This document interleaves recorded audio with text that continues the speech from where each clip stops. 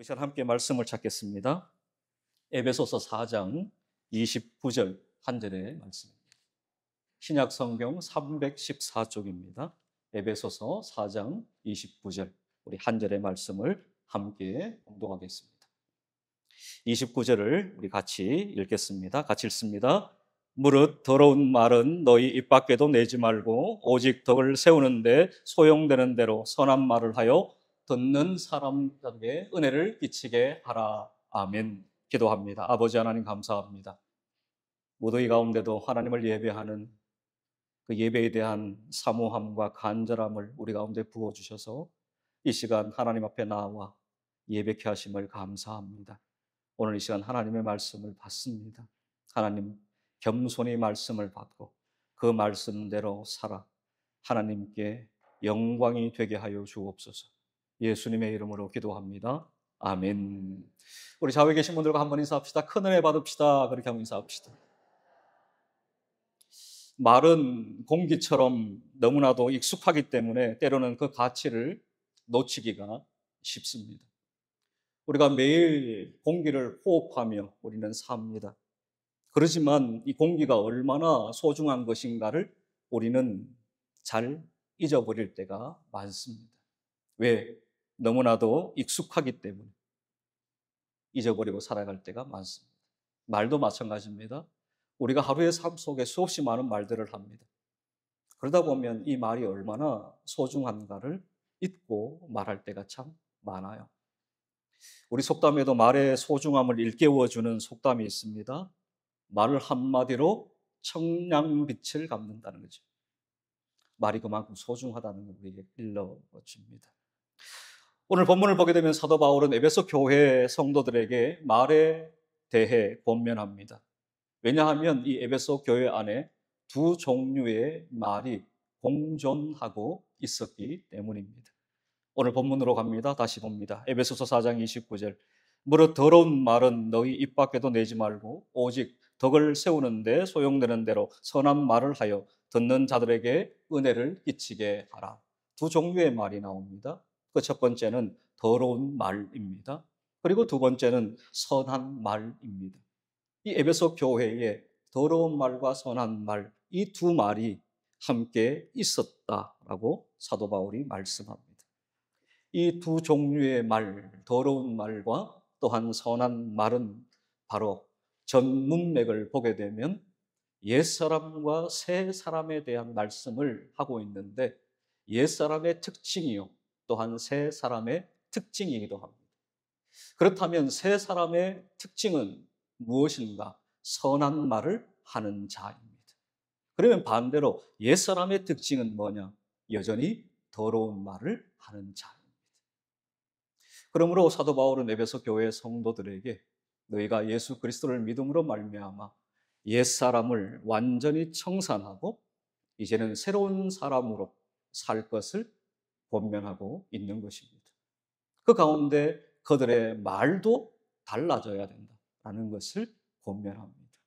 여전히 옛사람일 때 사용했던 더러운 말을 사용한다면 이제는 그것을 완전히 벗어 던져버리고 이제는 새 사람으로 선한 말을 하며 살 것을 권면하고 있는 것입니다. 또한 야고보 사도도 그리스도인이 한 입으로 찬송과 저주를 동시에 내어 보낸다라고 말씀합니다. 야고보서 3장 10절을 보세요. 우리 같이 한번 자막을 보며 읽읍시다. 한 입에서 시작. 한 입에서 찬송과 저주가 나오는도다. 내 형제들아 이것이 마땅하지 아니하니라. 아멘. 한 입에서 뭐가 나온다고요? 찬송과 저주가 한 입에서 나온다라는 것. 하나님을 향하여 찬송했던 그 입이 이제는 주변의 형제들을 향하여 저주의 말을 쏟아놓는다라는 것입니다. 그것이 그리스도인에게는 합당하지 않다라는 것을 또한 야고보 사도도 말씀하고 있습니다. 따라서 성도는 언제나 하나님이 우리에게 주신 이 입을 가지고 하나님을 찬양하는 데에 귀 쓸 수 있는 우리 모두가 되기를 주님의 이름으로 축복합니다. 1세기 에베소 교회 안에 두 종류의 말, 더러운 말과 선한 말이 공존했듯이 21세기 교회 안에도 여전히 이 두 종류의 말이 공존하고 있습니다. 목사님, 아니에요. 한 종류의 말만 있어요. 선한 말만 있어요. 그렇게 말할 수 있는 분이 계실지 모르겠어요. 그러나 우리가 조심히 우리 교회 공동체를 살펴보면 안타깝게도 두 종류의 말이 여전히 있다라는 것을 우리는 고백하지 않을 수 없습니다. 어떤 말과 어떤 말이라고요? 선한 말과 더러운 말. 그러면 어떻게 해야 할 것인가? 사도 바울은 에베소 교회 성도들에게 매우 중요한 두 가지를 말씀한 겁니다. 그 첫 번째는 따라할까요? 더러운 말을 원천봉쇄하라. 29절로 갑니다. 무릇 더러운 말은 너희 입 밖에도 내지 말고 라고 말씀합니다. 여기에 더럽다라는 의미는 헬라어로 사프로스라는 단어를 씁니다. 그 의미는 썩은, 부패해서 사용하기에 부적절한, 부적합한 그런 의미가 있습니다. 따라서 더러운 말이라는 것은 아무런 쓸모없는 말이라고 할 수 있습니다. 이걸 표준 세번역에 보면 나쁜 말로 번역이 되어 있습니다. 또한 NIV 영어 성경을 보게 되면 이것을 불건전한 말, 해로운 말이라고 번역하고 있습니다. 사도 바울은 에베소 교회 성도들에게 이러한 더러운 말, 이것은 입 밖에도 내지 말아야 한다. 원천 봉쇄해야 된다. 라고 말씀하고 있습니다. 왜냐하면 사도 바울은 이 더러운 말에 파급력과 파괴력을 잘 알고 있었기 때문입니다. 더러운 말은 마귀적인 것입니다. 이 마귀적이라는 단어, 헬라어로 디아블로스라는 단어를 키텔 성경 사전에서 찾아보면 이러한 네 가지의 의미가 있습니다. 첫 번째는 마귀적이라는 의미는 분리하는 자. 둘째는 불평하는 자. 셋째는 중상모략하는 자. 마지막 네 번째는 소문을 퍼뜨리는 자. 그런 의미가 있습니다. 그러므로 이 더러운 말을 마귀적이라고 부를 수 있는 이유가 바로 여기에 있는 것입니다. 분리하는 자, 불평하는 자, 또한 중상모략하는 자, 소문을 퍼뜨리는 자. 더러운 말에 그러한 파급력 또한 파괴력을 우리는 잊지 말아야 합니다. 따라서 기억해야 될 첫 번째는 타인을 비방, 험담하지 말아야 합니다. 레위기 19장 16절입니다. 우리 같이 읽읍시다. 너는 내 백성 중에 돌아다니며 사람을 비방하지 말며 내 이웃의 피를 흘려 이익을 도모하지 말라. 나는 여호와이니라. 아멘. 너는 내 백성 중에 돌아다니며 사람을 뭐 하지 말라? 비방하지 말라고 말씀하고 있습니다. 잠언 26장 22절입니다. 남의 말을 하기를 좋아하는 자의 말은 별식과 같아서 뱃속 깊은 데로 내려가느니라 말씀합니다. 어떠한 순간에도 여러분들이 다른 사람들을 비방하거나 험담하지 말아야 합니다. 내가 비방하고 내가 험담하면 내가 비방한 험담한 그 모든 것이 결국 부메랑이 되어서 결국 다 나에게로 돌아오게 되어 있습니다. 절대 비방하지 마십시오. 절대 험담하지 마십시오.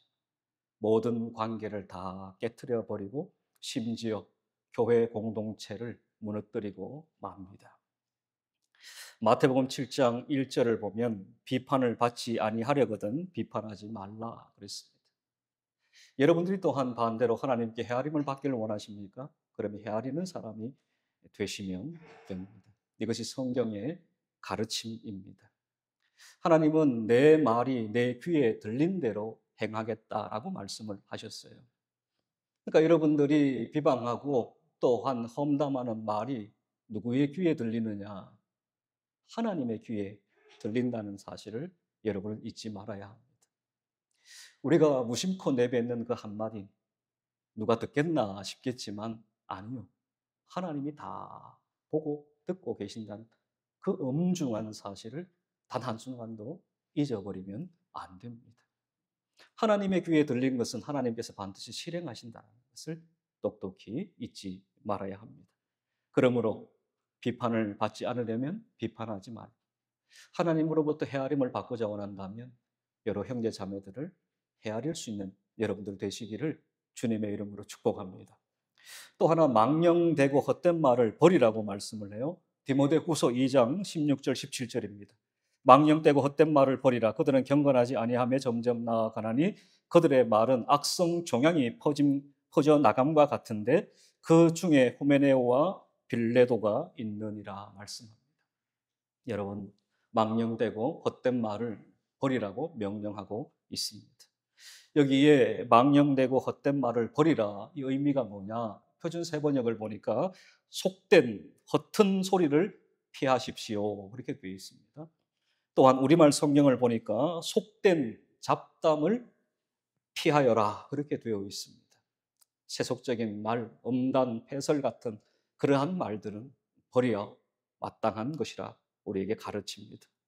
더러운 말은 입 밖에도 내지 말아야 합니다. 원천 봉쇄해야 합니다. 내 입에서 나오려고 할 때 입을 확 닫아버려야 합니다. 아멘. 왜냐하면 그 더러운 말이 주님의 몸된 교회를 파괴하며 공동체를 무너뜨릴 수 있기 때문입니다. 우리 안에 이 더러운 말, 이 나쁜 말을 뿌리째 뽑아버리는 우리 모두가 되기를 주님의 이름으로 축복합니다. 아멘. 아멘. 아주 중요한 말씀이에요. 공동체가 살아나고 공동체가 하나님의 은혜 가운데 부흥하고 성장하고 날마다 하나님의 기쁨이 충만한 공동체가 되려면 이 더러운 말을 원천 봉쇄해야 합니다. 또 하나, 오늘 본문은 선한 말로 공동체를 세우라고 말씀합니다. 한번 따라합시다. 선한 말로 공동체를 세우라. 29절 그 다음입니다. 오직 덕을 세우는데 소용되는 대로 선한 말을 하여 듣는 자들에게 은혜를 끼치게 하라. 아멘. 이 선한 말은 더러운 말과는 대조를 이루는 말입니다. 쓸모 있는 말, 꼭 필요한 말, 이것이 선한 말의 의미입니다. 경우에 합당하고 꼭 필요한 말은 공동체 전체를 살리고 세우는 말이 됩니다. 또한 듣는 모든 자들에게 은혜를 끼치는 말이 되는 것입니다. 따라서 선한 말은 덕을 세우는 말이요, 선한 말은 은혜를 끼치는 말입니다. 잠언 25장 11절입니다. 우리 자막을 보면서 같이 읽읍시다. 시작. 경우에 합당한 말은 아로새긴 은쟁반의 금사관이라. 아멘. 상황에 따라 꼭 필요적절한 그러한 시기적절한 말은 매우 중요하다라는 것을 우리에게 가르칩니다. 마치 아로새긴 은쟁반의 금사과와 같다, 그렇게 말씀하죠. 여러분, 은으로 쟁반을 만들었습니다. 그리고 거기에다가 아름다운 문양을 각인해 두었습니다. 그리고 그 아름다운 은쟁반에다가 금으로 된 사과가 올려져 있습니다. 얼마나 귀하고 얼마나 소중하고 얼마나 아름답겠습니까? 선한 말이, 경우에 합당한 말이 이와 같은 것입니다. 우리 모두의 말이 이와 같은 말 될 수 있기를 주님의 이름으로 축복합니다. 탈무드에 보면 이런 말이 나옵니다. 침묵하라. 아니면 침묵보다 더 가치 있는 말을 하라. 그렇게 되어 있습니다. 그렇다면 공동체를 세우는 말, 교회의 덕을 세운다는 것은 어떤 의미인가? 나보다 교회 공동체를 우선하는 것입니다. 나의 유익이 아니라 교회의 유익을 우선하는 것입니다. 나의 영광이 아니라 하나님의 영광을 우선하는 것입니다. 이것이 교회의 덕을 세우는 것입니다. 다시 한번 말씀드립니다. 나보다 교회 공동체를 우선하는 것입니다. 나의 유익보다 교회 공동체의 유익을 우선하는 것입니다. 나의 영광보다 하나님의 영광을 우선하는 것입니다. 이것이 바로 교회의 덕을 세우는 것입니다. 그러기 위해 우리는 성도로서 늘 우리의 말을 점검해야만 합니다. 내 말이 공동체의 덕을 세우는 말인가? 내 말이 공동체에 은혜를 끼치는 말인가? 이것을 늘 점검해야만 합니다. 내 생각이 하나님의 뜻에 맞는 것인지, 내 말이 하나님의 뜻에 맞는 것인지, 내 행동이 하나님의 뜻에 맞는지 매 순간순간마다 묻고 그 답을 얻어 생각하고 말하고 행동하는 자가 되어야 하는 것입니다. 골로새서 4장 6절입니다. 우리 같이 읽읍시다. 너희 말을 시작. 너희 말을 항상 은혜 가운데서 소금으로 맛을 냄과 같이 하라. 그리하면 각 사람에게 마땅히 대답할 것을 알리라. 아멘. 여기 보면 소금으로 맛을 냄과 같이 그렇게 되어 있어요. 여러분의 말이 마치 소금과 같이 맛을 내는 맛깔스러운 그런 말이 될 수 있기를 바랍니다. 제가 오늘 식당에 올라가서 이거 하나 빌려왔어요. 백설 꽃소금. 천일염, 100% 천일. 여러분이 국을 먹다가 국이 싱거우면 맛이 없잖아요. 그때 소금을 쥐어다가 소금을 쫙 뿌리면 그 국이 맛있는 국이 되죠. 여러분의 말이 그와 같아요.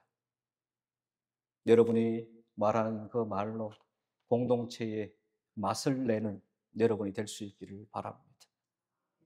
아이 맛이 없어 그런데 여러분이 쫙 나타나서 여러분이 한마디 말을 쫙 하면 공동체 전체가 왜 이리 맛있노? 이런 공동체가 되어야 한다는 것입니다. 말에도 맛이 있는 거예요. 여러분들이 어떤 사람을 만나서 대화를 나누면 참 만날 때가 있죠. 근데 또 어떤 사람을 만나면 참 재미가 없는 사람도 있어요. 여러분 모두가 마치 꽃소금처럼 좀 맛을 내는 여러분들 되면 좋겠습니다. 이건 동일하게 저에게도 적용되는 거예요. 맛을 내는 말을 하는 사람. 내 말이 좀 맛있어야 되는 거예요. 그러면 사람들이 모여듭니다. 말하기를 더디해야 합니다. 야고보서 1장 19절 보세요. 우리의 말이 맛을 내기 위해서. 1장 19절 내 사랑하는 형제들아 너희가 알지니 사람마다 듣기는 속히하고 말하기는 더디하며 성내기도 더디하라. 그렇게 되어 있습니다. 우리는 말하려고 사는 사람들처럼 얼마나 말을 많이 하는지 몰라요. 그러나 말하기 전에 먼저 잘 들어야 된다라고 성경은 말씀합니다. 잘 들어야만 상대방을 이해할 수 있고 배려할 수 있어요. 어떤 사람과 대화하다 보면 전혀 다른 이야기를 하는 사람들이 참 많아요. 대화의 주제와 상관없는 이야기를 할 때가 있어요.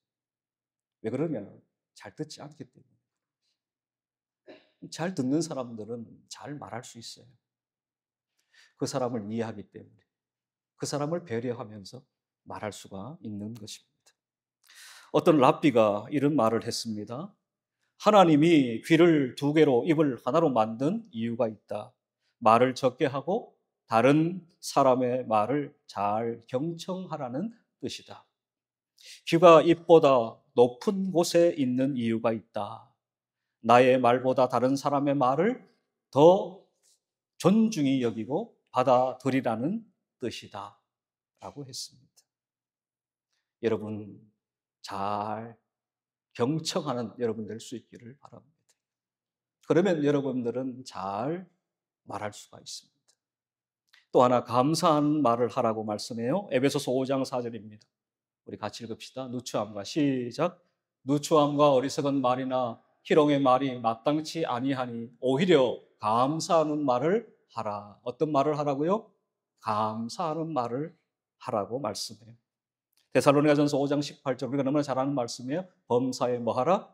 감사하라. 이것이 그리스도 예수 안에서 너희를 향하신 하나님의 뜻이니라 말씀합니다. 우리의 입으로 늘 감사할 수 있기를 주님의 이름으로 축복합니다. 다음 주일이 맥주 감사 주일이에요. 여러분들이 한 해의 절반을 보내고 하나님께 감사할 수 있기를 바라고, 또한 주변의 형제 자매들 모든 성도들에게 또한 감사하는 여러분 될 수 있기를 바랍니다. 찬송의 입을 열라고 말씀해요. 시편 51편 15절입니다. 주여 내 입술을 열어주소서. 내 입이 주를 찬송하여 전파하리이다 말씀합니다. 시편의 저자인 다윗은 주여 내 입술을 열어달라고 말해요. 도대체 입술을 열어서 뭐 하려고 하나님 앞에 열어달라고 하느냐? 그 이유는 하나님을 뭐 하기 위해? 찬송하기 위해. 여러분의 입술을 열 때마다 하나님을 향한 찬송이 울려 퍼질 수 있기를 바랍니다. 말씀을 정리합니다. 사랑하는 원일의 성도 여러분, 신앙생활의 말은 매우 중요합니다. 선한 말, 꼭 필요한 말, 시기적절한 말, 쓸모 있는 말은 덕을 세우며 은혜를 끼칩니다. 사랑하는 오늘의 모든 성도님들의 말이 그와 같은 선한 말 되어질 수 있기를 바랍니다. 그 선한 말로 교회와 공동체를 세워가는 우리 모두가 될 수 있기를 주님의 이름으로 축복합니다. 오늘 말씀이 잘 기억이 나지 않거들랑 여러분 집에 가면 주방에 소금 하나 다 있을 거예요.